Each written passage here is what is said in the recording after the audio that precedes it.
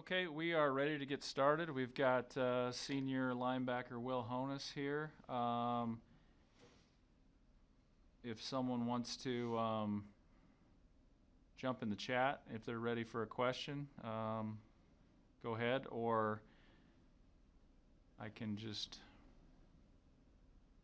All right, Evan Bland, Omaha World Herald. Thanks for being ready, Evan. Go ahead for a question. Well, good morning. I was just curious, you guys obviously had a long off season to kind of work through schemes and assignments and things in that front seven. I guess I'm curious, how well did you see that translate to the first game? And then how will Wisconsin maybe test that in a different way next week? Oh, yeah, I think it translated pretty well. Our run fits were pretty on point throughout the game. Just all off season, we've been meeting through Zoom and just trying to get as much work as we could with the circumstances. And I think that really showed on Saturday in the run fits. And then Wisconsin's going to be similar. They're really going to challenge us. Against Wisconsin, you have to be really detailed with your fits. They have a lot of shifts and motions that'll try to get you out of your gaps. So the key for us is going to be really detailed in film and practice this week, making sure we're in the right fits. Is there a big challenge? Is it mental, Wisconsin's offense, defending that, or is it more of a physical thing? I'd say it's a pretty good combination of both. They do a good job. They're a physical team, obviously. They're always good on the offensive line, good backs, and then they also do a good job with a lot of window dressing, pre-snap, trying to change your gaps and get you out of your spot.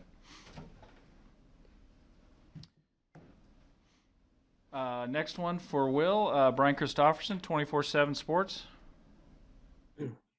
Hey, Will, individually, how much different do you think you are as a player, maybe even compared to a year ago at this time? And when did you also trust yourself coming back from that injury? Did that take some time last fall to kind of get your feet under you again?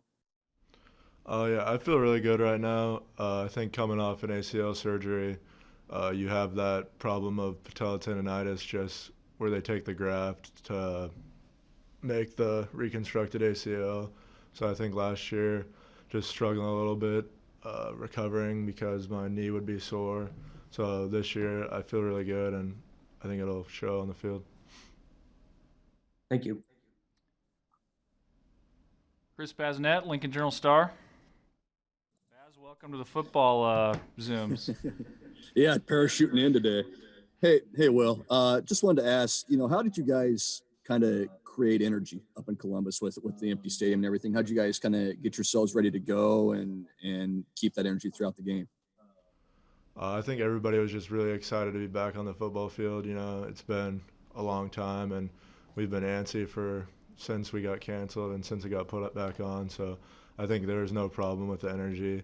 It's obviously a little bit different without having fans, and you kind of have to bring your own energy. But we've been practicing in the stadium with no one in there, trying to get used to it with like the simulated sound. So I think we were prepared and brought some energy ourselves. Husker Online, Sean Callahan.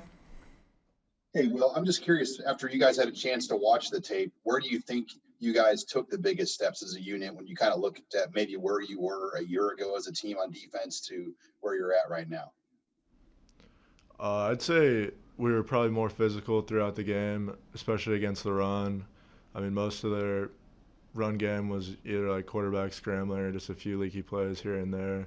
So I think we were physical enough. It's just about being more detailed and being smarter. Getting off the field on 3rd and 4th down was probably our biggest issue on Saturday.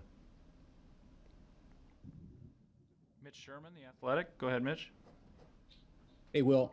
He's obviously not an easy quarterback to blitz because of his mobility. What did you think about your effectiveness coming through on the times where you did to get a pass rush through blitzes? I thought we had some pretty good blitzes dialed up, good play calling by the coaches, and then good execution by the D-line and outside linebackers. And there's a couple times where I was able to come free. Did you feel like you had a safety for a moment? It was close. I wish they would have called it a safety, but it is what it is. Got two more here for Will. Kevin Suits, Channel 1011. Hey, Will, you talked about playing in the empty stadium this past week in Ohio. now you get to do it this week at home.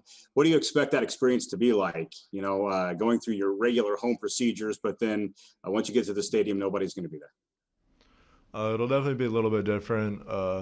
It's not going to be the same without all the fans. That's what makes Nebraska really special. But I think it's still, at the end of the day, it's football. It's what we love to do. So we got to bring our own energy like we did last week and just try to play like there's people in the stands.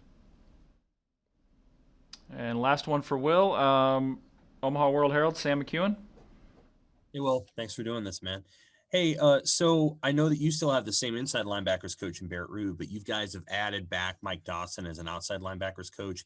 And there's also an analyst in your room who was an NFL coach for a long time, and Bill McGovern. And I'm just curious what maybe Ruud and Dawson and having McGovern in the room has maybe helped you guys to improve as linebackers overall.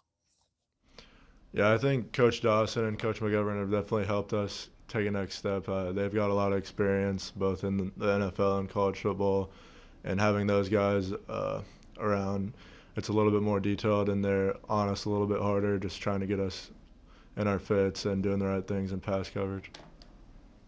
Thank you. All right. Thank you, Will.